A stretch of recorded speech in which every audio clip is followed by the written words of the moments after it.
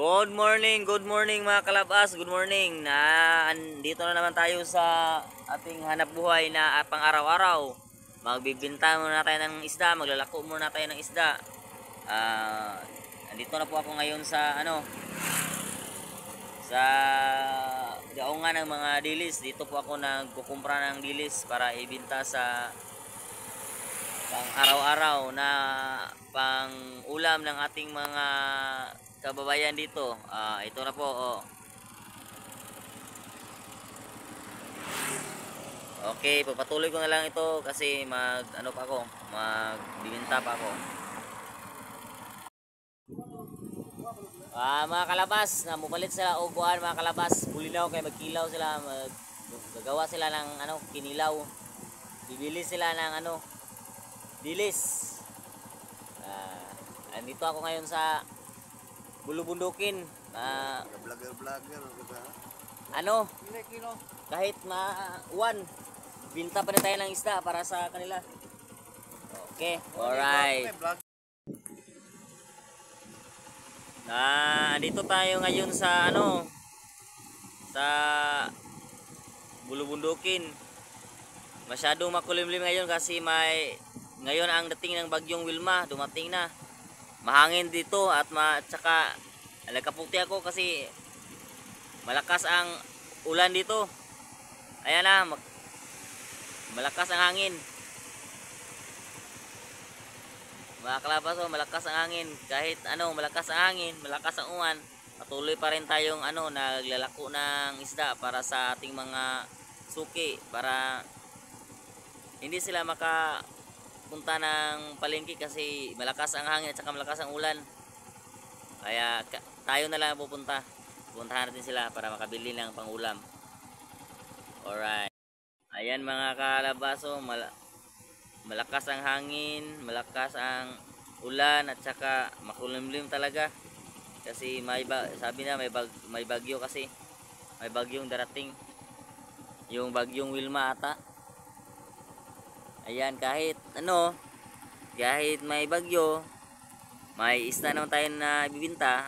Ibibinta natin dito sa Bulubundukin sa mga kasuki natin, sa isda natin kasi malayo sila dito sa palengke.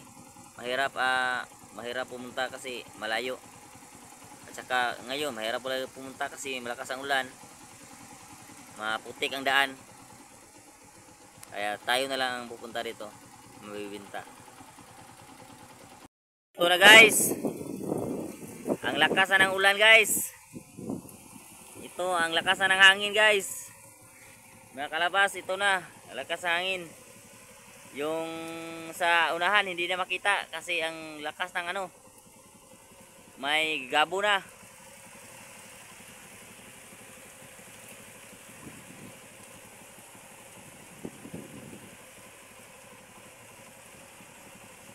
Yan guys, ito patuloy pa rin tayo na nagbibinta kasi andito na tayo sa ibabaw ng kabundukan. Yan, patuloy na tayo kasi marami pa tayong isda na nagbibinta. Salamat. Guys, andito tayo sa Barangay Sampuangon. Nandito tayo sa patuktok matarik na bundok sa Barangay Sampuangon. Ayan, tanaw na tanaw yan ang kalapi. Yan tanaw na tanaw ang kalapi. Ayan guys, ang lakas ng hangin dito guys. Ayan, dito talaga tayo sa pinakamataas na bundok ng kalapi sa Barangay Sampuangon. Yan guys, kita nyo. Yan guys, nandito tayo sa Barangay Sampuangon. Barangay Sampuangon. Nandito tayo, nakarating ako dito guys dahil palagi ako nakapunta dito kasi dito ako ang destinasyon ko palagi pag nagbibinta ng isda.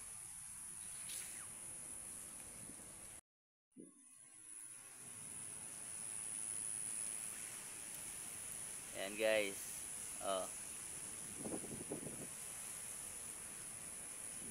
Ito ang barangay Sampuangon, matarik na bundok. Malay-layo na rin ang narating ko dito. Okay guys, so paano? Babay muna kasi magpapatuloy pa ako sa pagbibinta ng isda. Thank you. Ayan guys, matatanaw pala natin dito yung yung Nia Dam ng Kalunasan. Yan sa gitna.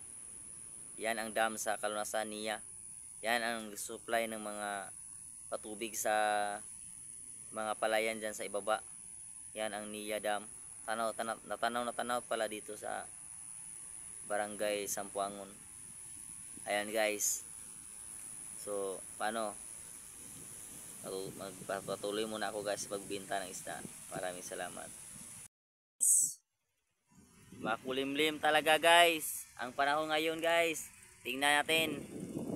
Yan, makulimlim talaga. Nandito ako ngayon sa tuktok ng barangay Sampuangon. Nandito ako ngayon.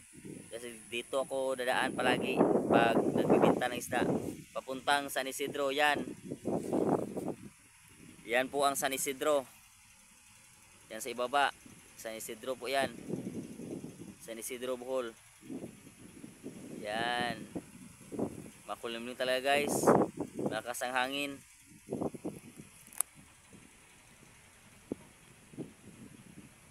Ang tuktok, diba guys?